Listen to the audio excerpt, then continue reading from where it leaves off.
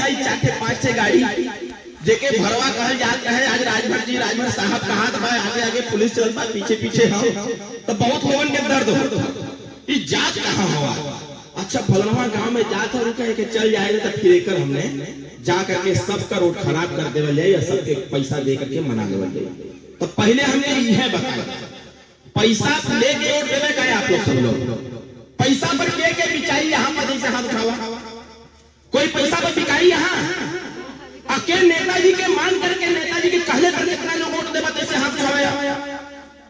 हाथ नीचे नीचे। ऐसा ही एक जगह खूब बढ़िया बढ़िया भोज का कार्यक्रम रहे। बगल से 3 ठे कुत्ता टहर जात रहे। उन्होंने के महकल लगना सोचा कि आखिर बगलिया में बनत का है। अब उनमें से तीनों आपस में झगड़ा झंझट करना करना रोक पहले हम तो करना पहले हम तो पहले हम बिराज वहां पर लोग अपन अपन काम करत रहना। और उनमें एक रहे हो जाना उनमें रहने अलग अलग पार्टी का नेता वो बिरादरी रूपी कुत्ता सा अब उठारा लगना कोनो सपा का राजभर हो कोनो बसपा का राजभर हो कोनो भाजपा का कोनो कांग्रेस का राजभर हो कोनो पार्टी का राजभर हो कोनो चिरकुट पार्टी का राजभर हो कोनो कौन ऐसे सब डरत रहे अपन डरत जात बा। महकल तक में आप पूछा था का हो लगा तो कुछ बना था का उधर तो लगन सोचा था कहता हां यार महकल तो बड़ा बढ़िया बा चलता तो कुछ लेवल जाए तो कलश के अच्छा पहले हम जाए सपा वाला सबसे पहले कहले नहीं सबसे पहले बसपा वाले के रूप पहले हम तो जो पता करके आओ का बना था वो गया ऐसे टेंट टोंट लगल रहे गेट के सामने गया पहले वहां देखा जो गेटवा अभी भी सदिया जब होला तो गेटवा पर 2 महीना भाला लेके खड़ा रहा ना ओने के पता नहीं पहरेदार करे लगा निकाह कहा जाला। अब उन्हें देखने की कुकुर अंदर प्रवेश करा था आधा तक वही भाला से उलाट करके 10-20 भाला देना ओके मरत लौटाए देना कैसा उछल घिसरा फिसरा पहुंचल बिरादरी के हैं जा करके जब बिरादरी के यहाँ पहुंचल तक का भाई कैसा पूछा हमके तो पहुंचते मिल गया कॉलेज के हमके तो पहुंचते मिल गया। अब दूसरका जौन दूसरका रहे कांग्रेस वाला वो परेशान बा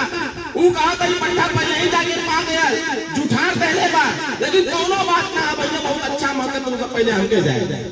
अब कांग्रेस वाला खूब खुश होकर के जीप बढ़िया निकाल करके बिरादरी की तरफ जाता जब पहुंचल वहां पर तकैले के बाद गेट से घुसने का प्रयास करले देखले करे गेट पर तो आदमी लोग खड़ा होला तो कल उनका सारे के वहां से घुसल जा जहां से टेंट का जोड़ अब टेंट के जोड़ से जैसे घुसल तो देखत बा कि पूरी सब्जी कुल बनत बाबू देख देख के हाफत हाफे जल्दी से मिल जाए। तब तक हलवाई का ध्यान पहुंचल हमरे सुरेंद्र राजवाड़ी का ध्यान पहुंचल बा कि कुत्ता आ गया बा पूरा खाना नुकसान कर देई। अब पूरी अपन चढ़ा कर गरम उठा करके चिमटा लग रहा है मारा वही अछोले से मारे तो उन्हें पसराए देना कैसे बेचारा जान बचा के भागत पहुंचल अपने बिरादर के हैं तो बिरादर पूछने से का यार तो कैसे जब पहले पहुंचते पागल है वो तो जानत रहे कि जा तू लोग जा तो उनका हाल तो होई कि जब हम जनते हैं तो जब पहले पहुंचते पहले रहे वो पूछले इसका बिरादर तो क्या कैसा तो कहा था कि भाई साहब हमके तो घर में मिलल है एकदम। अब तीसरा बड़ा परेशान लगल खन्ने जमीन खन्नत बा खूब छटियात बा इनके धक्का देत बा उनके धक्का देत बा ऊ कहत कि दोनों पागल हो सरवा हमही के लगा तो छूट जाई का। और जो तीसरा रहे वो रहे समाजवादी पार्टी वाला कौन रहे जोर से बोला समाजवादी पार्टी वाला रहे। अब वो बड़ा परेशान था खूब खन्ना था हाफा था नाचा था तो दोनों कहना जो पहले रहे दोनों वो कहना काहे घबरात हुआ तू जान राजबस्ती आ गया अरे तू जा तोरे खाने बड़ी अच्छी व्यवस्था है तो वो कहना कि हम तो सरकार में रहले हमके के रोक पाई 4 बार सरकार हमार रहला हमके के रोकी केकरा इतनी क्षमता है से कोई ओकरे बाद वो अपना नाचत पहुंचने सब खाना खाए खातिर पात लगा के बैठे रहे। अब अपन सनसना करके सबके थकेले अपन घूमत फिरत पहुंच गए ना तब तक वहां हमरे जैसन लोग लाठी लेके खड़ा रहे देखा तो जब पहले ही कोनो परोजन होला तो कुछ लाठी लेके खड़ा न कुकुर न आ जाए हमरे जैसे लोग लाठी लेके खड़ा रहना हमने देखा नहीं लोग कहने लगा कुत्ता आ गया यहाँ पर हमने कहीं पकड़ा सारे घेर के लगे मारा वही मारत लौटा देनी वही पातन के बीच में। और जब लौटा देनी हाथ छोड़ ले कि बच्ची छोड़ दा, हमके साहब छोड़ दा, दोबारा हमारी वो नहीं राजभर बस्ती में, अब जैसे भी हो सके छोड़ दे, जितने कहे छोड़े खाली ओकरे लतिया बन जाए।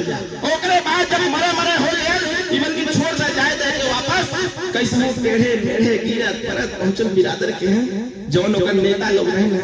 ओकर नेता पूछले से का हो तो कैसा है, मत पूछा हमसे, हम कहते इतना खीन है लोग, इतना खीन है राजभर बस्ती में, इतना खीन है कि हमसे वही ना जाते हैं। वो तो कैसे हो चल करके चलिए नहीं हम साथियों। मैं धन्यवाद देता हूँ उस गांव के लोगों को जिसमें समाजवादी पार्टी के तनाज गए थे और उस गांव के बुजुर्गों ने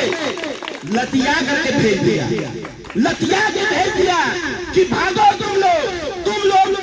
खराब लोग हो, तुम लोग वही लोग हो जिस राजा सुहेलदेव राजभर जी की हम लोग पूजा करते हैं। पूजा न कर जाता, बोला जोर से,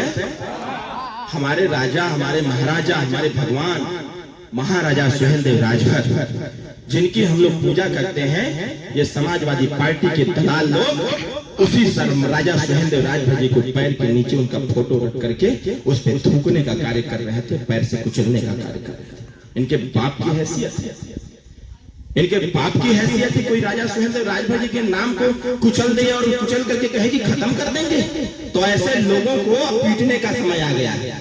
मैं आप नौजवान साथियों हाथ से कहता हूं,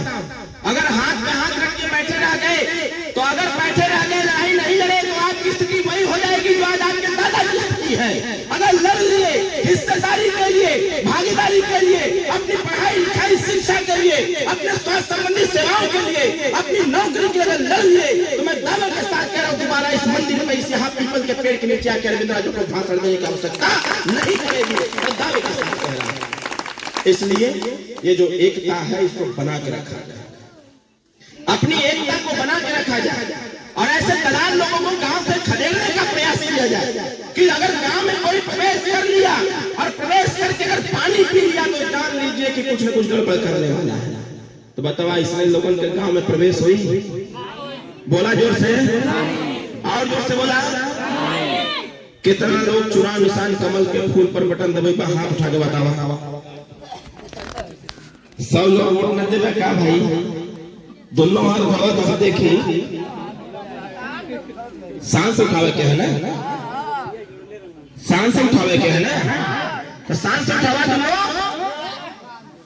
बहुत बहुत धन्यवाद। आने वाले 5 तारीख को चुनाव निशान, जोर से बोला, और जोर से, और जोर से, कमल का फूल। आने वाले 5 तारीख को कमल के फूल के निशान, और 2 तारीख के, कितना तारीख है? 2 तारीख के प्रदेश का माननीय मुख्यमंत्री जी आवत हवा चीनी मिल, तो चल जाएगी ना चल जाएगी? के चली का भाई माता जी लोग, आप लोग नहीं चलेंगे क्या? आज पूरी लड़ाई आप पर आकर के निर्भर है, पूरी लड़ाई। और एक निवेदन मैं और करूंगा आपसे, इस बात को आप लोग भी बताइएगा बाबूजी, जैसे किसी की तबीयत खराब हो जाती है और इलाज का अगर उसके पास व्यवस्था नहीं है तो मेरा आपसे आग्रह है,